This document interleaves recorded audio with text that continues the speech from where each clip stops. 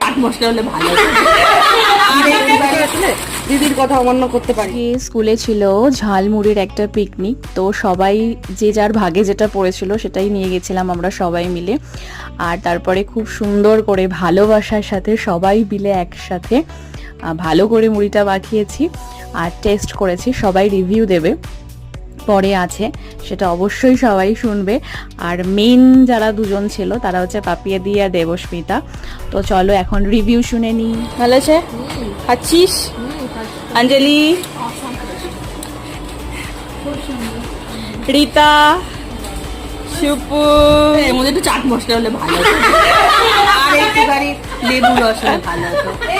এটা আনতা বার্তা লাগছে, খাসনি, না খেয়ে বল কেমন হয়েছে।